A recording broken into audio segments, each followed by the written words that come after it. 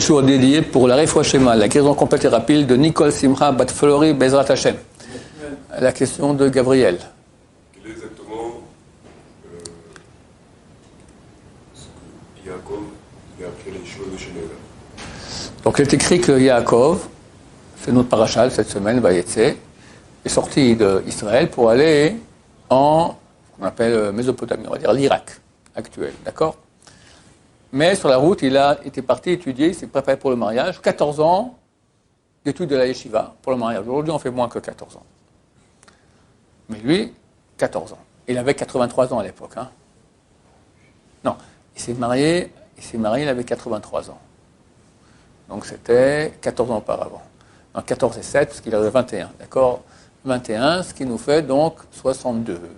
C'est ça, 62 ans. Et 63 ans quand il a pris les brachot. 63 ans quand il a pris les brachot et il est parti à la yeshiva de Shem Ve'aver pendant 14 ans pour se préparer pour le mariage. Et il a étudié là-bas la Torah. Tu poses une question très bien, je ne comprends pas. La Torah a été donnée en 2148 de la création. Il y a exactement 3334 ans. 34 ans, Shavuot prochain. 33 ans et demi pour le moment. D'accord? 3333 ans. Or, Yaakov Avinu, c'est environ un peu moins de 400 ans, 300 ans, 350 ans avant le don de la Torah. Quelle Torah il a étudié? Réponse. Hachem a donné la Torah au premier homme. Toute la Torah. Mais pas en tant que Torah obligatoire, en tant que technique de rapprochement de Dieu.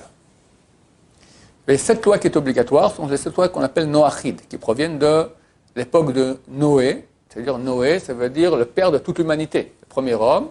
Mais il y a eu le déluge, donc tout est reparti avec Noé. En fait, ce n'est pas Noé qui les a trouvées, qui les a inventées ou qui les a reçues, ces lois. Elles ont été données au premier homme. La Gemara, dans le traité Sanhedrin, page 59, amène un verset, duquel on apprend un verset. C'est quand Dieu dit, voilà, voici de tous les arbres du jardin tu mangeras, mais celui des jardins de connaissance du bien et du mal tu ne mangeras pas. Il y a une dracha, un sens allégorique, on apprend de ce verset-là toutes les 7 lois Noachid. D'accord? 7 lois Noachid. C'est obligatoire pour toute l'humanité, y compris le premier homme, y compris Abraham, Isaac, Yaakov, Noé, etc.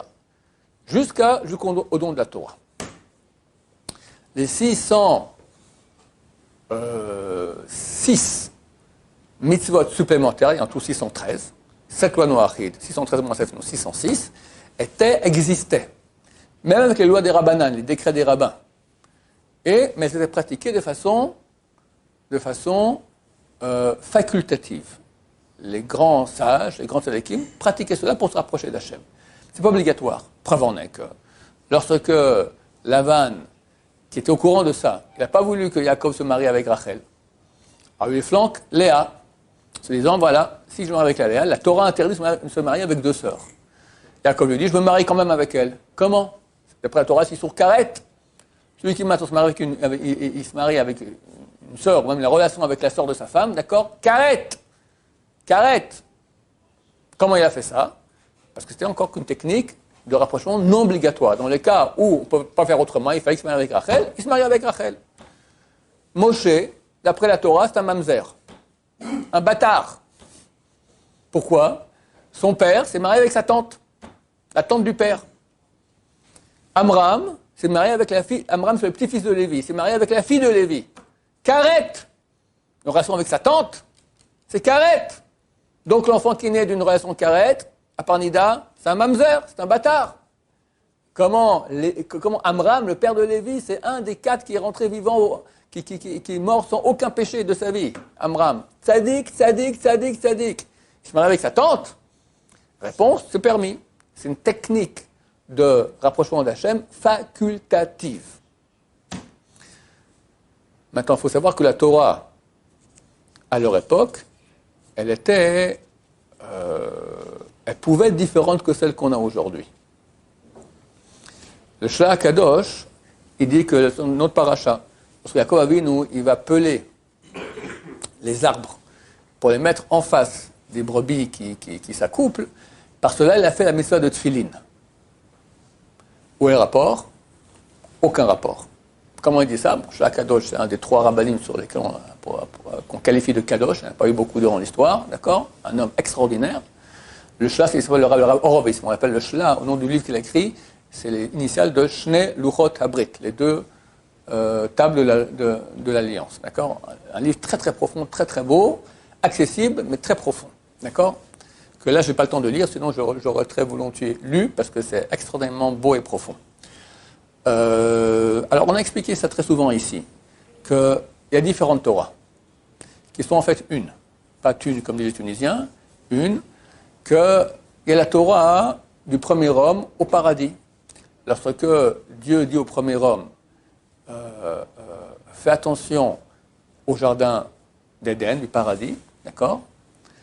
Le Ovda ou le Shomra, c'est marqué comme ça. Le Ovda, le servir, le Shomra, le garder. Les sages israéliens ont dit l'Ovda sont les mitzvot positives et les Shomra, les garder, les mitzvot négatifs. Donc il y avait une Torah du paradis. Le paradis, c'est une réalité de lumière. Il n'y avait pas de corps comme nous on a. Après que le premier homme il a fait le péché originel, on lui a donné, c'est marqué que de la cousu des kutnot or, des habits de peau. Alors certains disent que c'était, comme dit Rachid, c'était du lapin. Certains disent que c'était des habits de peau, c'est ça, notre peau à nous. Avant, on avait un corps de lumière. Rabbi Meir dit, on avait des kutnot or, et Dieu on a fait des kutnot or. Or avec Aleph, c'est lumière, or avec Ain, c'est peau. D'accord? Mais c'est notre corps de peau. La Torah, quand tu as un corps de peau, n'est pas la même que quand tu as un corps de lumière. Alors tu as 613 mitzvot, tu as une mitzvah des tefilin, tu as une mitzvah du Shabbat, mais elle se réalise autrement sur terre. Quand Mashiach reviendra aussi, et résurrection des morts aussi, ce sont des mondes différents. Je donne toujours l'exemple suivant. Qu'est-ce que c'est que H2O? De l'eau. Mais c'est aussi des glaçons, c'est aussi de la vapeur. Maintenant, tu montes à un enfant qui n'a pas fait un peu de physique élémentaire à l'école, tu montes un glaçon, tu le montes de l'eau, tu le montes de la vapeur, et il dira c'est 3 choses différentes. Quelqu'un qui a fait un peu de chimie dit non, c'est la même chose, H2O. Mais tout dépend dans quel monde il se trouve. Dans un monde qui a une température entre 0 et 100 degrés Celsius, c'est de l'eau. Moins de 0 degré, c'est de la glace. Plus de 100 degrés au bord de la mer, c'est la vapeur.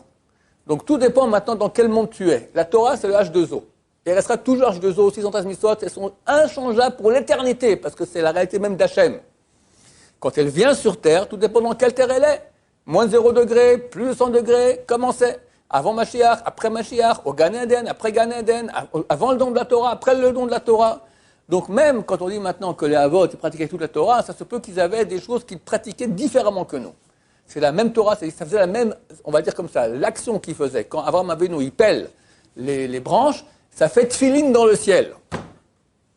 Ça fait la missa de tefilin dans le ciel. Tu sais que Dieu met les tefilin, Ramon Brachot, page 6-7, je ne sais plus comment, elle dit qu'il met des tefilin. On dit même qu'est-ce qui est écrit dans les tefilin d'Hachem. Tu crois qu'il a égorgé une vache, il a fait tanner la peau, et hop, sur son bras poilu, il a mis des tefilin, que je vois beaucoup, jamais de la vie. Ça veut dire qu'il y a des tefilin dans le ciel. Et que ça fait la même action. Mais les tefilin de Dieu et nous, aujourd'hui, on fait la même action par des biais différents. Et Abraham Avinu faisait tefilin par un biais X, Israël par un biais, et Moshe par un biais, etc. Et quand Mashiach reviendra, on fera aussi tefilin. Comment on fera, je ne sais pas. On verra. Il nous dira comment faire. La Torah reste inchangeable. Sa pratique technique, en fonction du monde dans lequel tu es, il y a une cristallisation de la Torah, de cette lumière divine, en certaines matérialités qui fait qu'on fait d'une certaine façon. Je t'ai répondu, c'est bon? Baruch Adonai, l'olam, amen, amen.